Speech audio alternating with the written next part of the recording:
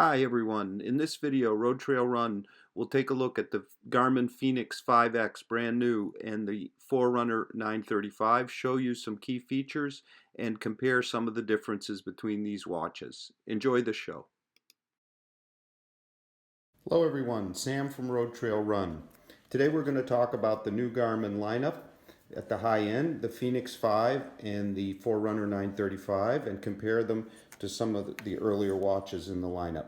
In most respects, the 935 on the left and the Fenix 5X are very similar. The major differences are the Fenix 5X has a full mapping capability, which the 935 doesn't. The 935 is considerably thinner and lighter.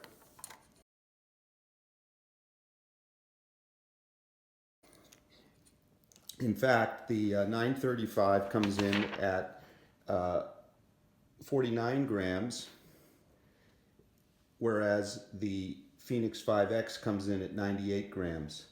The Fenix 5 comes in at 87 grams, and the small Fenix 5 comes in at $600. It has a 28 millimeter screen, so a couple millimeters smaller in diameter than the Fenix 5 or the Forerunner 935. It weighs 67 grams, so 20 grams more than the Forerunner 95, and it has a 14-hour battery life versus 24 for the Forerunner 935. But it is the smallest diameter in the Fenix series.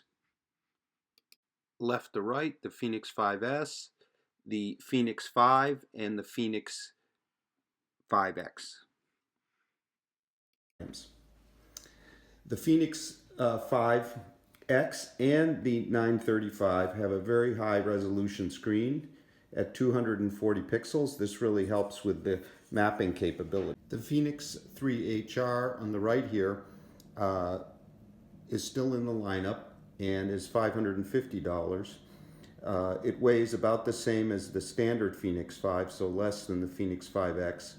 It has 16 hours of battery life, whereas both the Fenix 5 standard and this new Forerunner 935 have a whopping 24 hours of battery life, 60 hours in ultra track mode. The Fenix 5X has 20 hours of battery life. So if you're looking for a very, very long battery life, the Forerunner 935 and the standard Fenix are for you. The 5X lets you pan and zoom in any map mode. So if you hold down the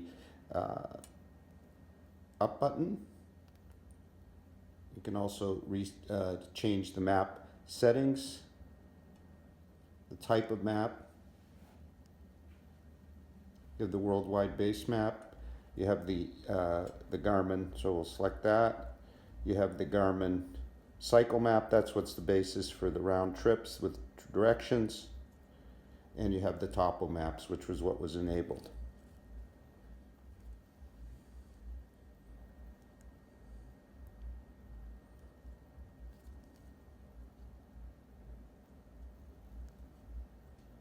So if we go into map mode, it's basically another activity, even though the maps can appear and be assigned to any of the sport modes. So if we hold the side button, we can go into pan and zoom. So what I'll do is I'll zoom over towards the ocean, pan over towards the ocean. So I'll hold down the bottom button on the left, and you'll see the cursor move. The maps update. Of course, all of this is completely without having any phone with you.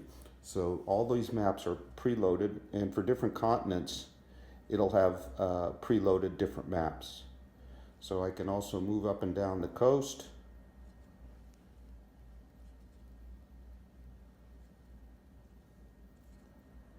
And move inland again.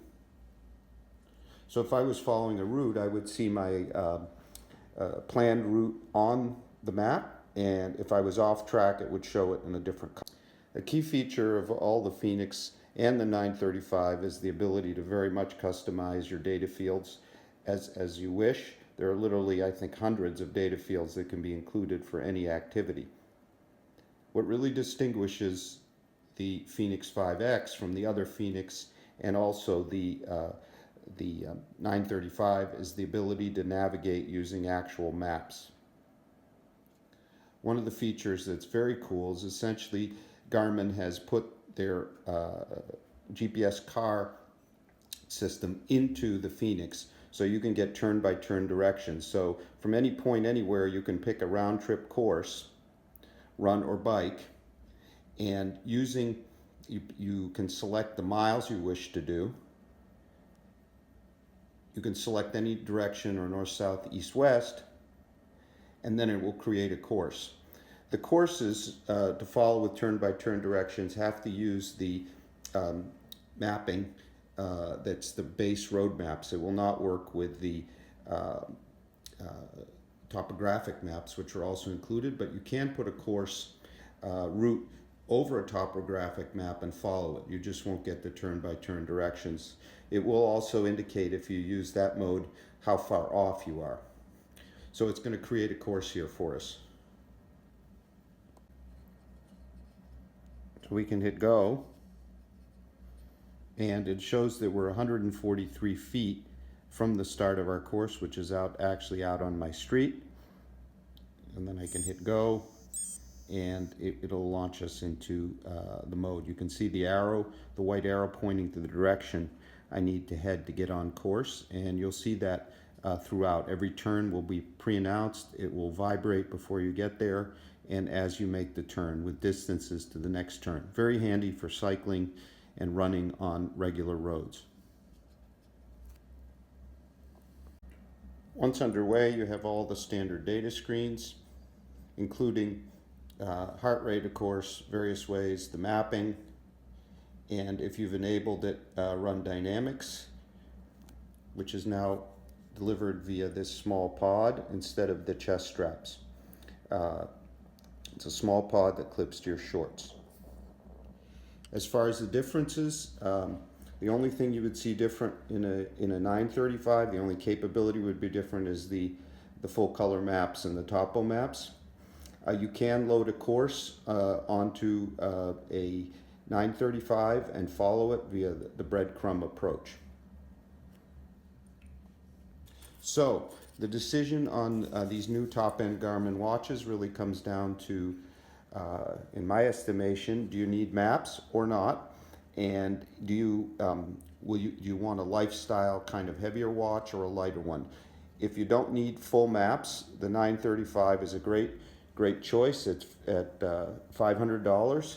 The Fenix 5X is a great choice with all the same capabilities plus the mapping and a bit more of a rugged metal lifestyle look. If you want the longest possible battery life, then the regular Fenix 5 is for you. 24 hours with heart rate and GPS, 75 hours in ultra track mode. But the Forerunner 935 gets very close with 24 hours in full tracking mode and up to 60 hours in ultra track. Smaller 5S has really all the capabilities of its larger siblings, just a smaller, more fashionable form factor.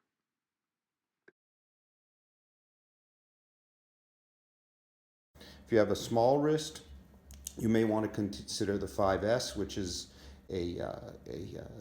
really designed for the ladies, but they're all magnificent watches. Thank you for watching Road Trail Run.